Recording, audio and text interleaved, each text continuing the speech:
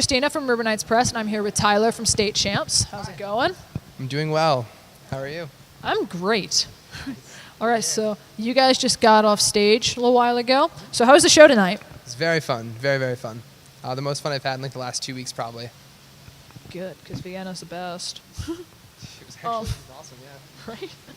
So how has the tour been going so far? The tour's been great. There's been some ups and downs, but overall it's been a really fun tour.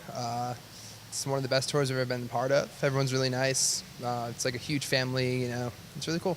Great tour. Well, sorry.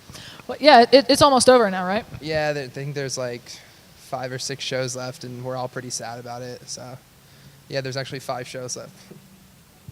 But, alas, Warped Tour. We're the only crowds on Warped Tour, so we get to hang out with them. But we'll miss everyone else the same.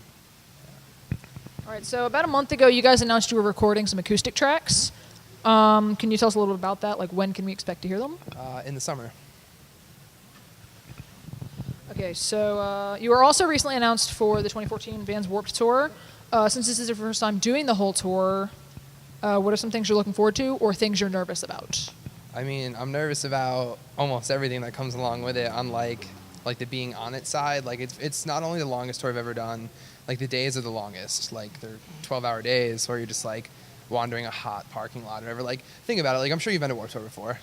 And after one day, you're like, God damn, I am tired.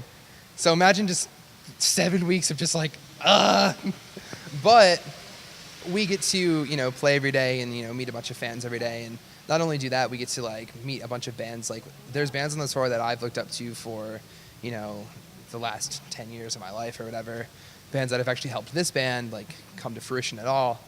So it's going to be really cool for me to, like, be able to become friends with those people, hopefully. They're nice, but, yeah, it should be fun. I'm nervous. I'm excited. I think it'll be good. I think it'll be a really great time. People say it's the best and worst time of your life, and I can't wait for it.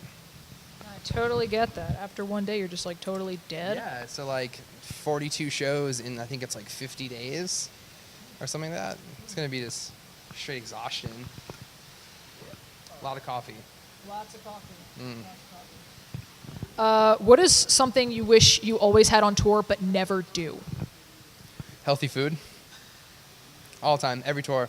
I'm going to eat better this tour. I'm tired of feeling like shit. Nope. I feel like that would be really difficult because it's just easier to get fast food. It is, yeah. I mean, when you're crowding like 6 or 7 dudes at, you know, 1 a.m., where are you really going to eat? There's like 3 options, depending on where you're from in the country. In-N-Out is open very late. Waffle House is open very late. Denny's is always open. Some McDonald's dining rooms are open, not all. The thing with that is, like, you can't go through a drive-thru with 7 dudes because it's just like, what do you want? All right. And then it's like times 7 and it's just terrible. And then you have to split up money and people, you know, it's a bad scene. So you really have to consider, like, the times we eat. Like, we wake up, we'll eat breakfast around, like, you know, noon or 1, dinner after we play, and then, well, lunch technically. And then, like, a 4th meal-ish dinner kind of thing, usually after the show. So pretty much, like, when you're eating, like, what you would call dinner right before you play or right after you play, your options are very limited. It's whatever's nearby.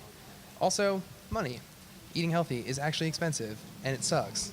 I can spend $2 and get, like, 2 McDoubles and a cup of water and eat, you know, and be full for $2 and feel like shit after.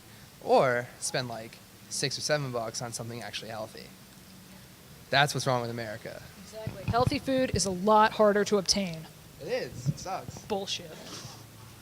Are there any songs that you guys really enjoy playing live, but they just never make it into your set list? Yeah, Deadly Conversation, track 2 of The Finer Things. Easy Enough never makes it either. Yeah, it doesn't really make it either. It's like, the thing with Easy Enough is it just kind of like kills the vibe. It's a much slower song. It's more like a ballad, you know? And like, it's cool, and like maybe when we headline it would make more sense, but as a support band, you know, it's our job to, you know, get the crowd ready, you know, going, get everyone pumped up, and if you play like a saga, anthemic, like, ballad song, kids are just gonna be like, cool, like, not really as stoked as you want them to be. So, aside from Warped Tour, do you guys have plans for after this tour that you can share with us? Not that I can share with you. Bummer. Sorry. You'll know soon enough. All right. So we have some fun questions. I'm sorry if they're a little awkward. Just came up with them. So, which one of you is the biggest gamer in the band, and what are what are some of your favorite games to play? Either me or Tony. We both play World of Warcraft together on like an actual like we don't just like play casually. Like we actually like raid and stuff like that. Like we have like multiple level cap characters. We've like dumped a lot of time and effort into our accounts. We play like console games too. Like we all me and Derek will play like NHL and stuff like that. Call of Duty. GTA 5 was a big one when it came out. Me, Evan, and Derek all went to the midnight release together. Like we're definitely nerds. And but biggest gamer, probably Tony at the end of the day, because he like reads into more of the lore and stuff than I do.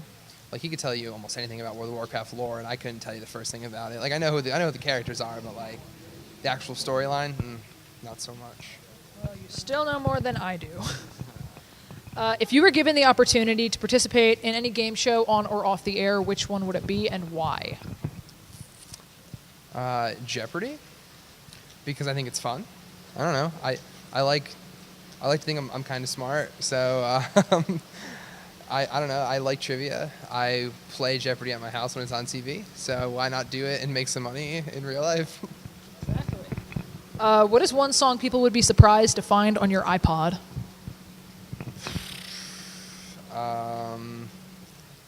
Couple things. Probably Neo. The entire band loves Neo. Demi Lovato.